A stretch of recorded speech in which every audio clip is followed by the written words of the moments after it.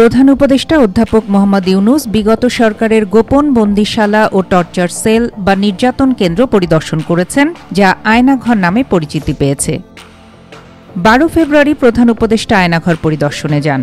এ সময় তার সঙ্গে ছিলেন আইন, বিচার ও সংসদ বিষয়ক উপদেষ্টা অধ্যাপক আসিফ নজরুল, পরিবেশ, বন ও জলবায়ু পরিবর্তন বিষয়ক মন্ত্রণালয়ের উপদেষ্টা সৈয়দা রিজওয়ানা হাসান, গৃহায়ন ও গণপূর্ত উপদেষ্টা আদিলুর রহমান খান, উপদেষ্টা মাহফুজ আলম, তথ্য ও সম্প্রচার মন্ত্রণালয়ের উপদেষ্টা মোহাম্মদ নাহিদ ইসলাম এবং স্থানীয় সরকার, পল্লী উন্নয়ন ও সমবায় উপদেষ্টা আসিফ মাহমুদ সজীব ভূঁইয়া।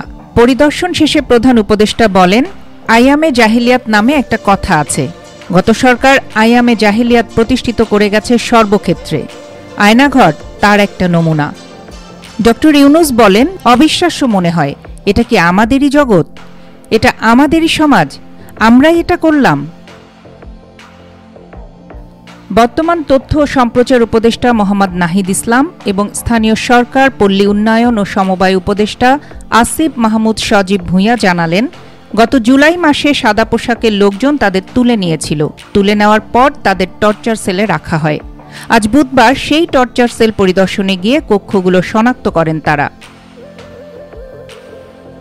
এই কক্ষের একপাশে টয়লেট হিসেবে একটি বেসিনের মতো ছিল বলে জানান নাহিদ ইসলাম। 5 আগস্টের পর এই সেলগুলোর মাঝের দেয়াল ভেঙে ফেলা হয়, দেয়াল রং করা হয়। অন্যদিকে আসিফ মাহমুদ সজীব ভূঁইয়া জানালেন, সেখানে পরিদর্শনে গিয়ে কক্ষটি চিনতে পেরেছেন তিনি।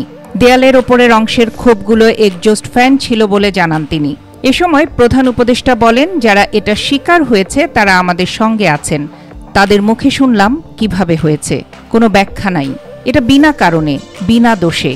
কতগুলো সাক্ষী ঢুকিয়ে দিয়ে বলছে যে তুমি জঙ্গি। এগুলো বলে বলে তাকে নিয়ে আসা হয়েছে। তিনি আরও বলেন, এরকম টর্চার সেল সারা বাংলাদেশ জুড়ে আছে। আমার ধারণা ছিল শুধু এখানে আয়নাঘর বলতে কয়েকটা আছে।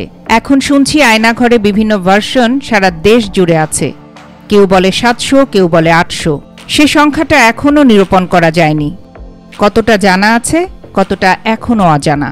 মানুষকে তার সামান্যতম মানবাধিকার থেকে বঞ্চিত করা হয়েছে উল্লেখ করে অধ্যাপক ইউনূস বলেন, একজন বলছিলেন খুপড়ির মধ্যে রাখা হয়েছে, এর থেকে তো মুরগির খাঁচাও বড় হয়।